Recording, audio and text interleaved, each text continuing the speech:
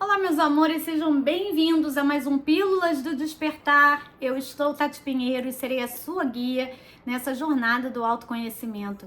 Sejam muito bem-vindos ao canal. Se é a primeira vez que você está chegando, aproveito para te convidar, já se inscreva, ative as notificações, porque tem vídeo novo todo dia, além de lives maravilhosas que você tem aí para maratonar, e as lives que eu faço semanalmente sozinha, e as lives que eu faço com convidados. Então tem muito material aí bacana para você buscar a expansão da consciência, autoconhecimento, sem falar que tem essas belezinhas aqui, dessas visitas, essas participações especiais. Muito fofos, né? Meus netos peludos. Então, meus amores, vamos lá. A gente está seguindo a leitura comentada, né? O projeto desse mês é a leitura comentada do livro Grande Magia, Vida Criativa Sem Medo, que é da editora Objetiva. A Elizabeth Gilbert é a autora, que é a mesma autora de Comer, Rezar e Amar. Tá? Esse livro foi indicação de uma professora minha na pós-graduação da PUC, que eu estou fazendo uma pós em Neurociências, Mindfulness e Psicologia Positiva, a Aline de Castro, ela indicou, e eu achei interessante, comecei a ler com vocês. Então a ideia desse projeto é essa, eu leio com vocês e vou comentando e trazendo insights, enfim, tá? Também coloque seus insights aí nos comentários, que é super importante, e já dê o seu like. Gente, o like é tudo de bom. Eu conto com vocês para que o canal continue crescendo. Então vamos lá. Feitiçaria. Esse deveria ter sido o fim da minha história sobre a selva amazônica, mas não foi. Mais ou menos na mesma época em que a ideia para o romance fugiu, em 2008, fiz uma nova amiga, a famosa romancista Anne Patchett. Nós nos conhecemos certa tarde em Nova York em uma mesa redonda sobre bibliotecas. É isto mesmo, uma mesa redonda sobre bibliotecas. Vida de escritora é glamour que não acaba mais. Ela é bem irônica, né, gente? É muito legal essa pegada dela, assim. Tem que tomar cuidado para fazer sempre a leitura aqui para vocês, para que vocês entrem na vibe do livro, né? Anne me deixou imediatamente intrigada, não apenas por eu sempre ter admirado seu trabalho, mas porque sua presença é extraordinária. Tem uma capacidade sobrenatural de se encolher, de se fazer quase invisível, para melhor observar o mundo à sua volta na segurança do anonimato, a fim de poder escrever sobre ele sem ser notada. Em outras palavras, seu superpoder é esconder os superpoderes. Não é de surpreender, portanto, que eu não tenha imediatamente reconhecido Anne como a célebre autora na primeira vez que nos encontramos.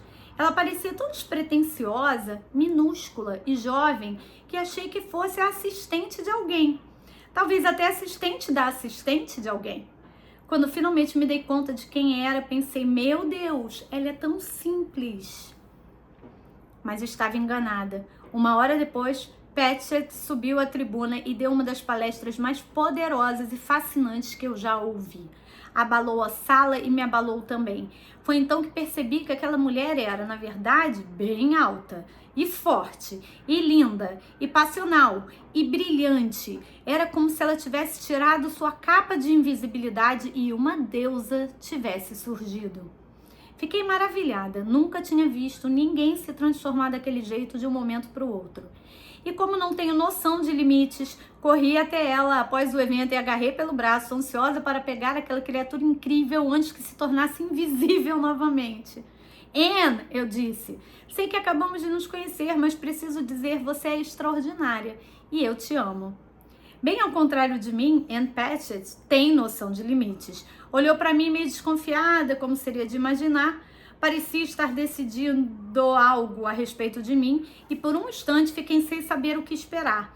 Mas o que ela fez em seguida foi maravilhoso. Tomou meu rosto nas mãos, me deu um beijo e declarou: "E eu também te amo, Liz Gilbert."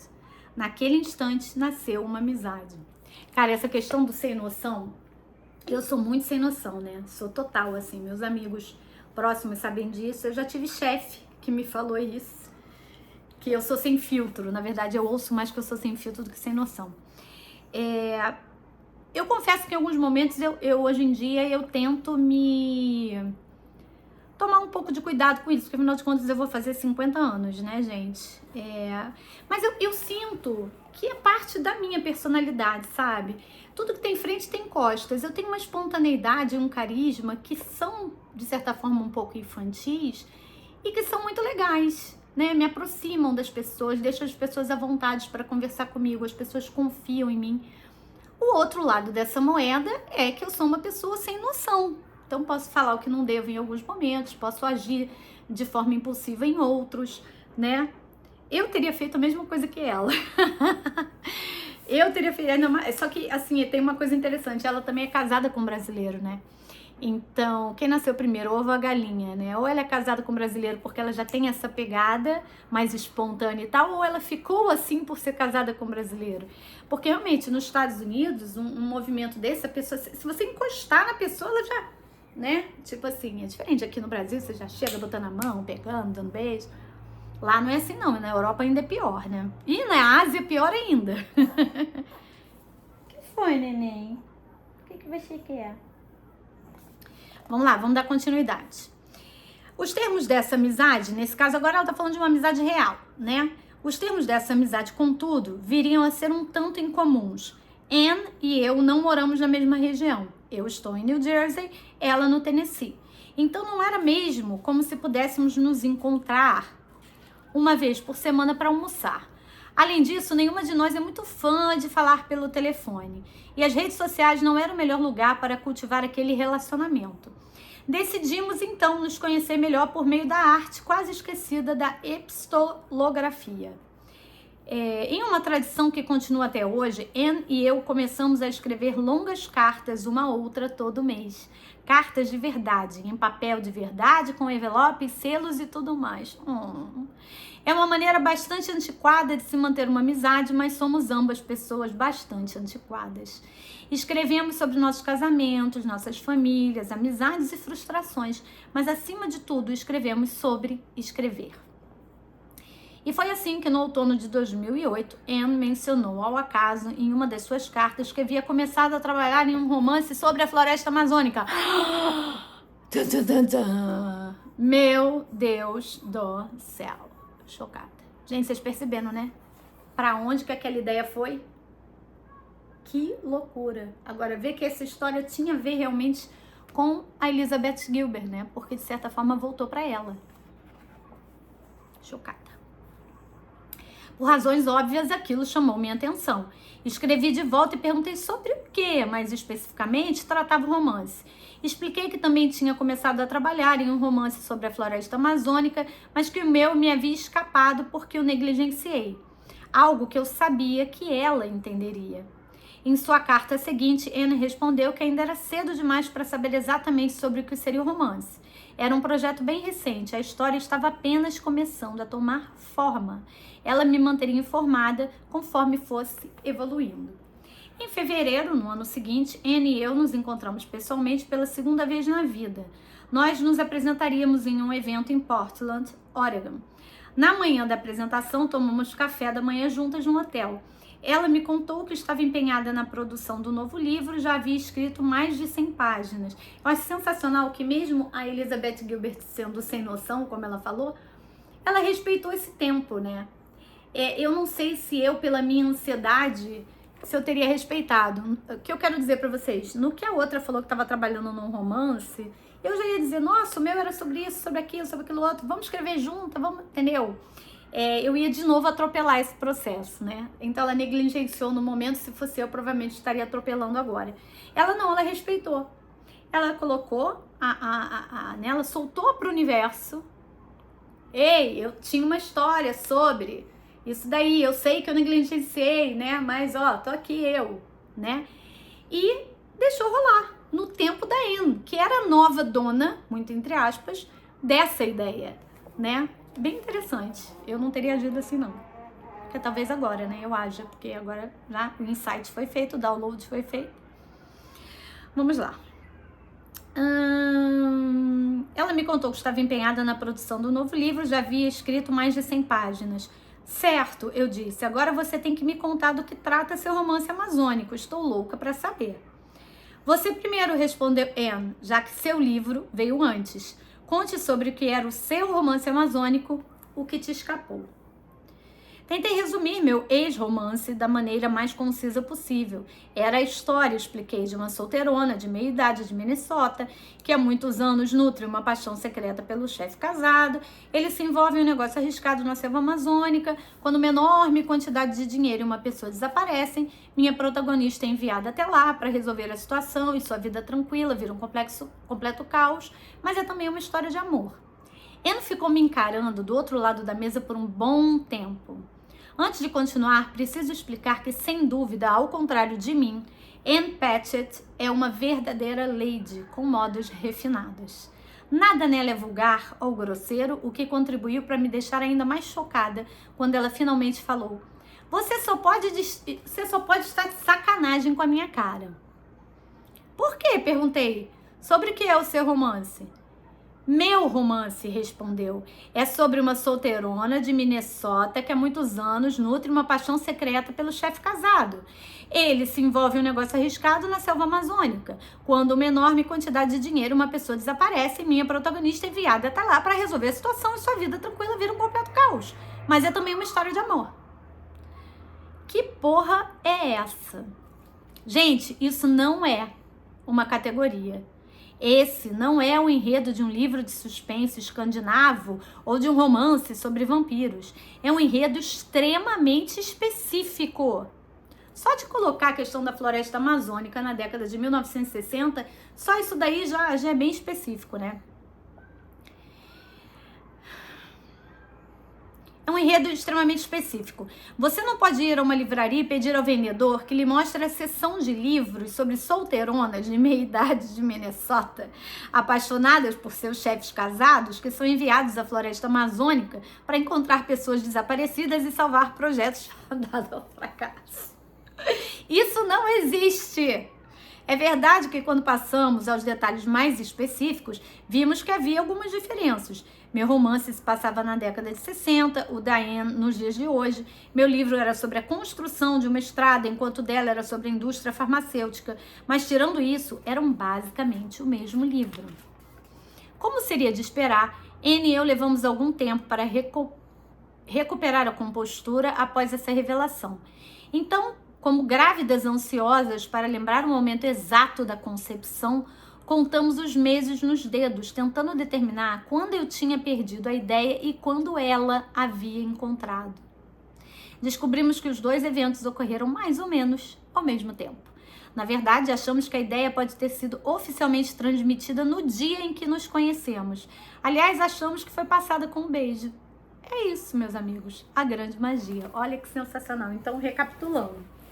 Ela teve a ideia desse livro, a Liz Gilbert, se dedicou àquilo, ficou super empolgada e tal. Aí teve alguns percalços da vida, colocou essa ideia do livro, né, na gaveta de volta, ou seja, negligenciou um contrato que ela havia firmado com a criatividade, com o processo criativo, com a intuição, com o divino, né? E aí, um belo dia, depois de muito tempo, ele encontra a Anne e ela fica admirada pela Anne e na troca do campo, olha só que interessante, esse entrelaçamento quântico foi feito entre uma e outra, provavelmente quando elas se beijaram ou quando elas se abraçaram, e a ideia passou do campo da do campo da Liz Gilbert para o campo da Anne. E a partir dali, a Anne recebeu a ideia como sendo uma ideia originalíssima e começou a trabalhar naquela ideia. Cara, incrível, né? Sensacional. Vamos lá. Um pouco de perspectiva.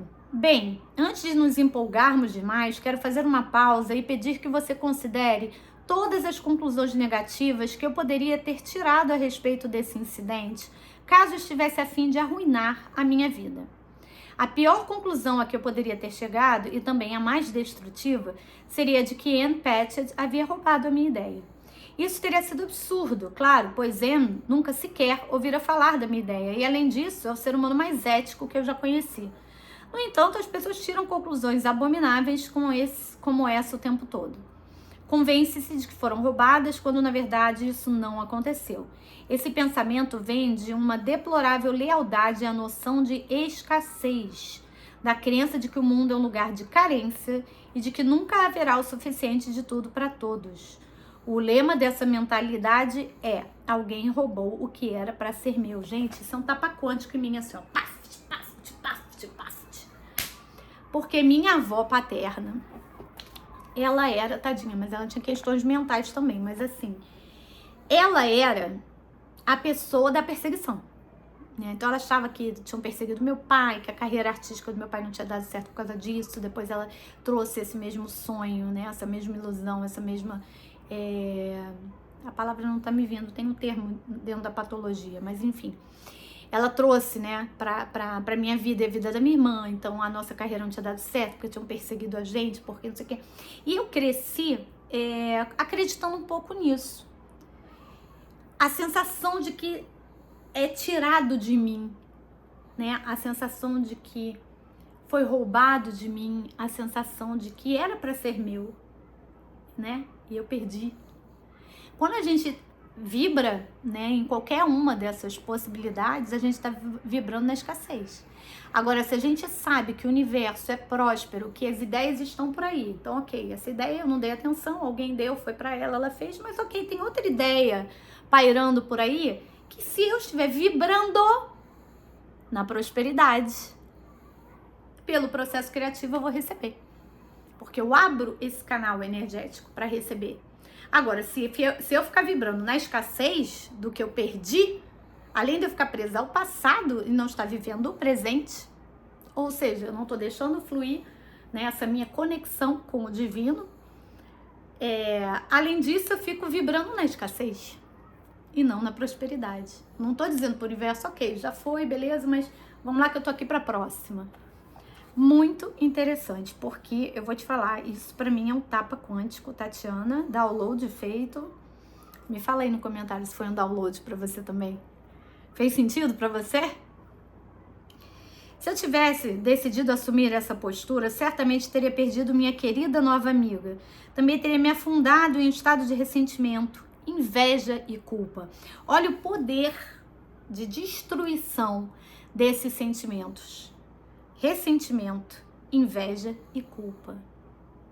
São sentimentos, assim, muito baixos, extremamente utilizados pela Matrix para a gente ficar aprisionado e que com certeza não teriam dado a Liz Gilbert a oportunidade dela receber novas e boas ideias. Ela teria ficado presa ali, quase como que um fractal da alma dela, teria ficado preso nesse momento e ela ficaria inoperante. Outra possibilidade teria sido voltar a raiva contra mim mesma. Poderia ter pensado, está vendo? Essa é a maior prova de que você é uma inútil. Liz, porque nunca cumpre suas promessas. Esse romance queria ser seu, mas você estragou tudo, porque é preguiçosa, estúpida e não serve para nada. E sempre volta a atenção para coisa errada. É por isso que você nunca será uma grande escritora. Então, olha só, se ela tivesse entrado nessa vibe, ela também pegaria o chicotinho, ela de novo estaria vibrando, né, no ressentimento e na culpa, só que agora voltada para ela própria, ainda teria agregado o sentimento de raiva, né, todos paralisadores, né, todos os sentimentos e emoções que paralisam, todos que nos aprisionam ainda mais a Matrix. Ela não teria resolvido nada, ela de novo teria fechado o campo dela energético para receber novas ideias, novas informações, né? Finalmente poderia ter voltado meu ódio contra o destino. Poderia ter dito, eis aqui a prova de que Deus gosta mais de Ann Patchett do que de mim, pois Ann é a romancista eleita e eu, como sempre suspeitei nos momentos mais sombrios, não passo de uma impostora. O destino zomba de mim enquanto a cobre de glórias. Sou o bobo da fortuna e ela, a sua queridinha. E essa é a eterna injustiça e tragédia da minha existência amaldiçoada. Claro que aqui ela tá fazendo tudo muito exagerado, né, gente? Porque é a pegada dela quando ela é irônica. Mas olha só, se a gente perceber... Eu tô falando por mim agora, tá, galera? Eu tô fazendo meia-culpa aqui total. Então, por favor, escrevam nos comentários se vocês também passam por isso. Pra ver se eu tenho mais alguém doidinho que nem eu. Eu já passei e passo por essas 3 situações. A situação de ficar com a sensação de que alguém já roubou alguma ideia minha, algum projeto e tal, né? A sensação de que eu fui incapaz por uma razão ou outra, eu fui estúpida, né? E por isso fracassei. E também de que o universo é o culpado, de que o universo preferiu fulano e beltrano, porque esqueceu de mim, eu que sou tão trabalhadora, eu que sou tão dedicada.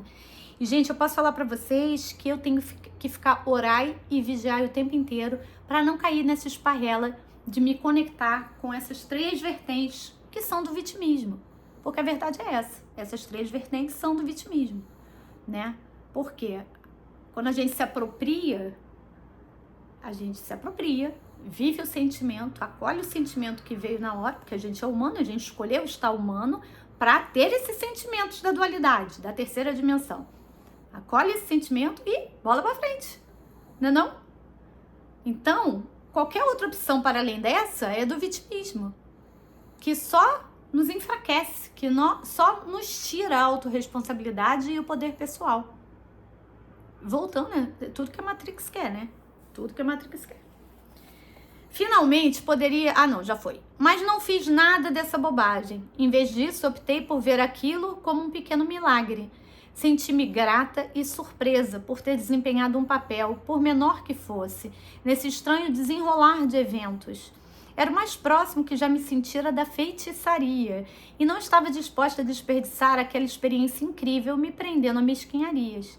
Enxerguei o ocorrido como uma prova rara e esplêndida de que minhas crenças mais esdrúxulas sobre criatividade poderiam de fato ser verdade, de que ideias são entes vivos, de que estão sempre em busca do colaborador humano mais disponível, de que têm vontade consciente, de que se movem de uma alma para outra e de que sempre tentarão encontrar o canal mais rápido e eficiente para chegar à Terra, assim como fazem os raios.